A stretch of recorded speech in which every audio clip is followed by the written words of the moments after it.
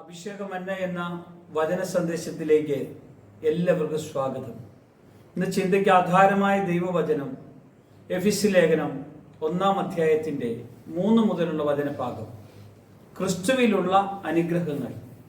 സ്വർഗത്തിലെ സകല ആത്മീയ അനുഗ്രഹത്താലും നമ്മെ ക്രിസ്തുവിൽ അനുഗ്രഹിച്ചിരിക്കുന്നു. നമ്മുടെ കർത്താവായ യേശു ക്രിസ്തുവിന്റെ ദൈവവും പിതാവുമായവൻ വാഴ്ത്തപ്പെട്ടവൻ.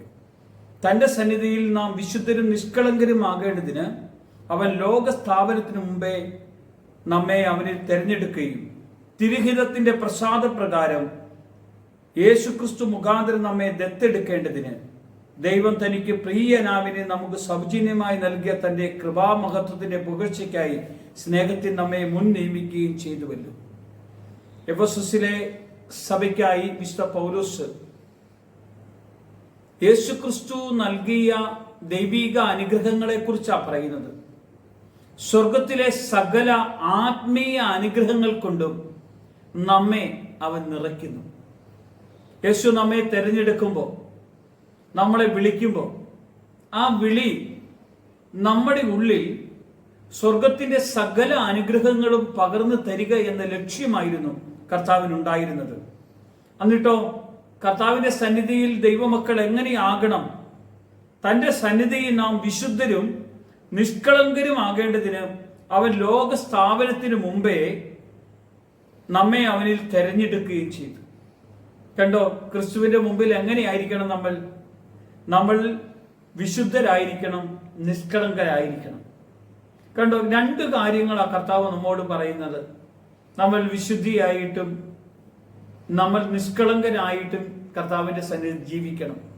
യേശു പറയാ, ഞാൻ വിശുദ്ധനായിരിക്കുന്നത് പോലെ നിങ്ങളും എന്നിൽ വിശുദ്ധരായിരിക്കണം എന്ന് ദൈവം ആഗ്രഹിക്കുക.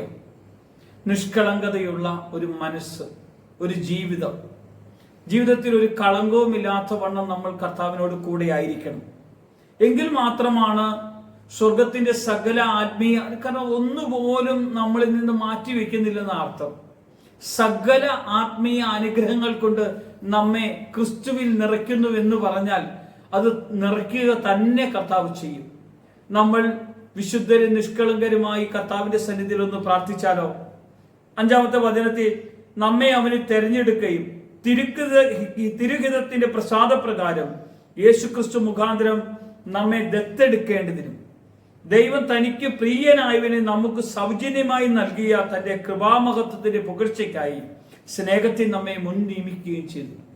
കണ്ടോ, സ്നേഹം നമുക്ക് വേണ്ടി കർത്താവ്, സ്നേഹിതന് വേണ്ടി ജീവൻ അർപ്പിക്കുന്നേക്കാൾ വലിയ സ്നേഹമില്ലെന്ന് പറഞ്ഞ് ജീവൻ അർപ്പിച്ച കർത്താവ് പറയാം, സ്നേഹത്തിൽ ഞാൻ നിങ്ങളെ മുൻ നിയമിക്കുകയാണ്, നമ്മളെ തെരഞ്ഞെടുക്കുകയാണ്, ക്രിസ്തുവിൽ നമ്മളെ മാറ്റി നിർത്തുകയാണ്. ഈ വചന സന്ദേശം കേൾക്കുന്ന നിങ്ങളോട് കർത്താവ് ഇന്ന് ഒരു ദൂത് പറയുകയാണ്.